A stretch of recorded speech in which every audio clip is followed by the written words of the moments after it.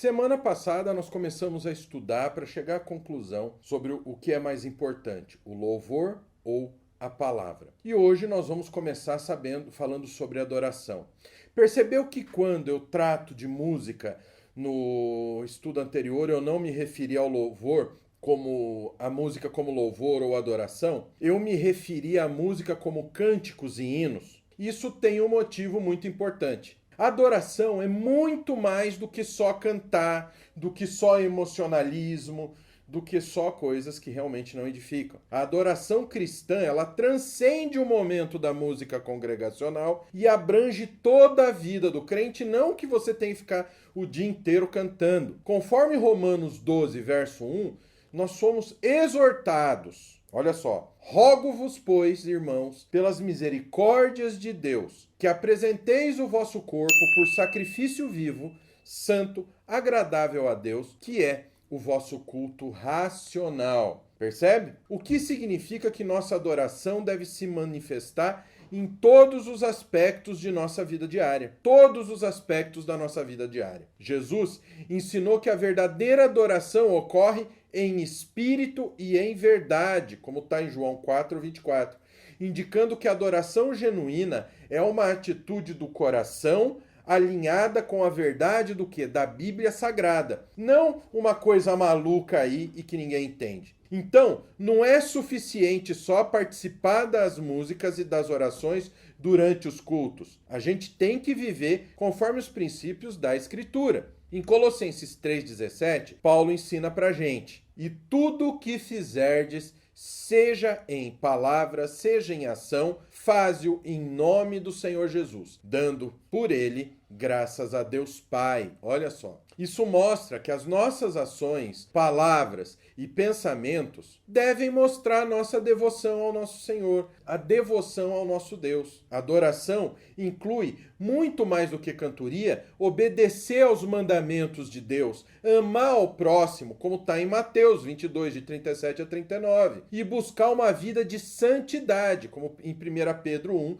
15 a 16. Em resumo, adorar a Deus é um estilo de vida contínuo, evidenciado pela obediência à sua palavra e pela manifestação do caráter de Cristo em nossas vidas diárias. Mas a questão que fica aqui é como a gente vai viver a nossa vida obedecendo a Bíblia se não tivermos a Bíblia pregada pra gente. Como a gente vai adorar corretamente, né? Como vamos adorar se a gente não vai saber o que é adorar e como adorar? Não que não tenha música, mas a música é uma pequena parte da adoração e não a adoração em si. O que é mais importante no culto? Agora a gente vai chegar no ponto que dói. O que adianta cantar o culto todo sem saber o que diz a Bíblia, a real vontade de Deus? É lá que está a vontade de Deus. As músicas cristãs hoje estão mais mundanas do que as músicas do mundo, voltadas totalmente para o eu, para o egoísmo humano. O que adianta se colocar na presença de Deus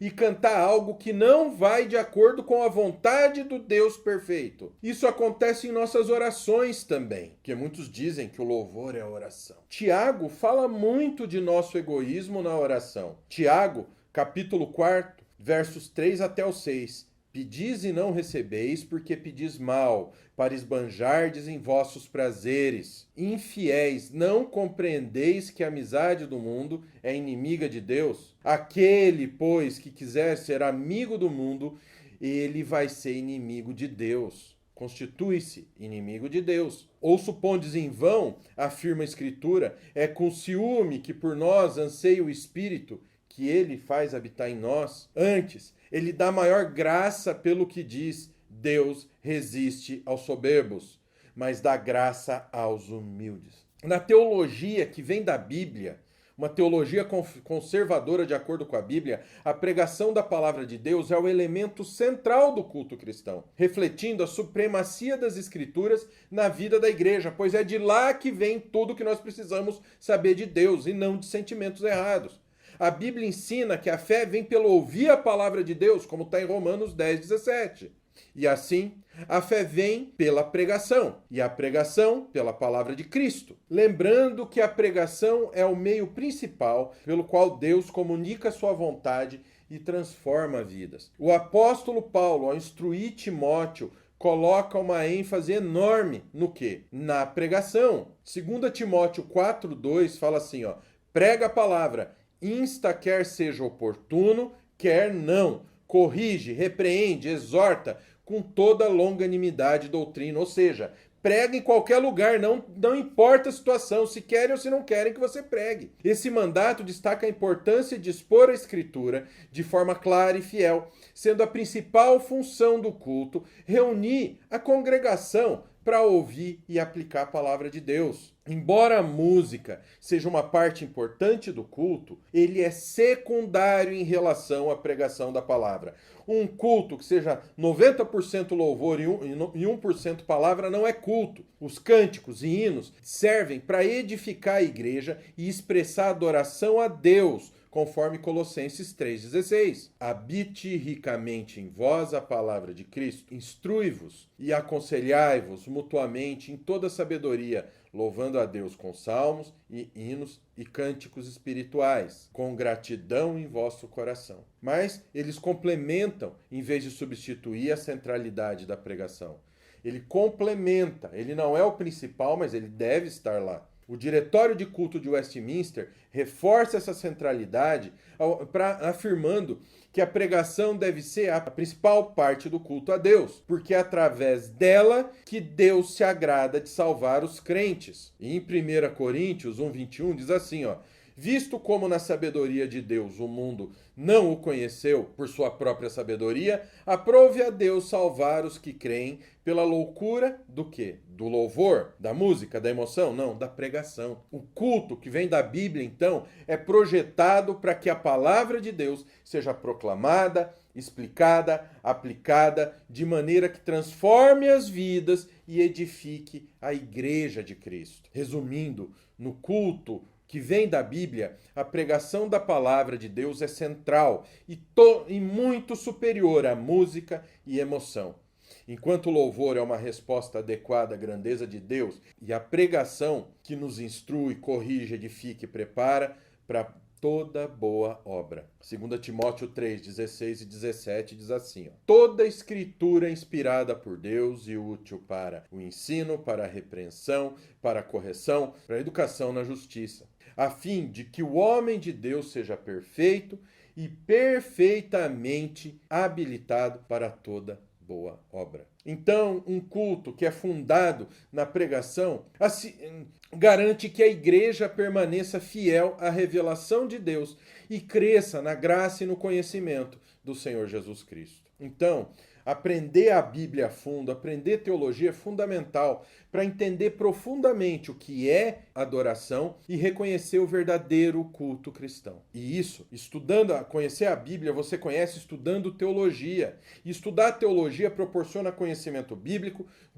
e doutrinário essencial, ajudando os crentes a distinguir entre as práticas de adoração genuína, daquelas que não estão alinhadas na Escritura. Uma compreensão teológica sólida mostra a centralidade da pregação e da palavra, como 2 Timóteo 4:2, e a importância dos sacramentos, prevenindo a superficialidade e o emocionalismo excessivo, que vão surgir quando não se tem uma orientação adequada. Conhecendo a verdadeira natureza do culto cristão, o verdadeiro adorador vai evitar o perigo de se envolver em práticas que só vão encher o ego do homem, só vão trazer emocionalismo em vez de glorificar a Deus, como está em Colossenses 2:23.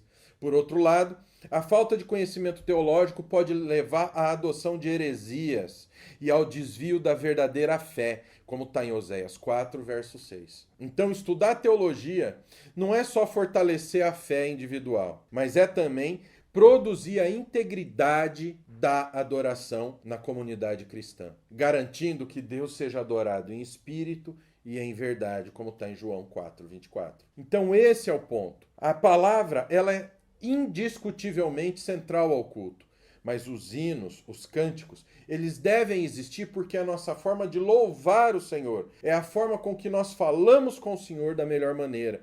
É a forma como nós nos colocamos como servo, que nós cantamos a majestade do Senhor. Com isso nós temos que tomar cuidado o que nós cantamos, quando nós cantamos. o ritmo que nós tocamos também dentro da igreja. Não é qualquer ritmo que vai adorar o Senhor. Um ritmo que lá fora é objeto de sensualidade, de destruição, ele não pode ser utilizado na igreja para adorar. E não existe música evangelística. Existe música que vai acarretar folia, que vai acarretar bagunça. Esse é um ponto importante. Então, a centralidade do culto tem que ser a escritura. Tem que ser a palavra. O centro do culto tem que ser a palavra. Como nós vimos nos 2 episódios que nós estudamos aqui. É a palavra o centro do culto. Mas o louvor é importante, que é quando nós adoramos a esse Deus. Quando nós falamos com esse Deus. Amém? Então, um não substitui o outro. Mas o principal é a palavra. Amém? É a palavra, é a pregação, é o sermão, é quando o pastor ou o pregador vai ensinar a palavra de Deus a nós. E isso você aprende numa matéria que chama-se liturgia. A liturgia da construção do culto, a liturgia do culto, as etapas, como proceder, como se comportar, tudo isso está dentro de uma matéria da teologia que chama-se liturgia. E aqui no Seminário Nascido de Novo nós temos toda essa matéria na nossa formação completa em teologia, onde você vai aprender toda a parte da liturgia cristã, não de acordo com o que eu quero, não de acordo com o que o Diretório de Culto de Westminster quer, mas de acordo com o que a Escritura quer, porque ela é o centro da nossa vida. E mais, se você quer estudar com a gente, aproveita o desconto, tá? Porque o preço normal do curso é R$ 297 e mais nada. Não é uma mensalidade, é o preço completo do curso. Legal? Legal. É o curso, bônus, curso de hebraico, curso de grego, curso de crítica textual, curso de capelania, mais o projeto de aceleração do Nascido de Novo, que te ensina a colocar o que você aprende no curso em prática. Tá certo? Você ganha tudo isso, ele custa R$ 297. Mas você que está me assistindo nesse vídeo, você paga apenas R$ 250 e mais nada. Tá bom? E ainda pode dividir no cartão em até 12 vezes. Ou seja, é para você estudar com a gente. Vem estudar no Nascido de Novo, o maior seminário bíblico realmente conservador do país, o maior de todos. Tá bem? Te espero lá na área do aluno, usa o link que está aqui na descrição ou o link no QR Code, que eu tenho certeza que você vai amar. Então fica com Deus, até o próximo vídeo, até o nosso próximo teológico. Deus abençoe.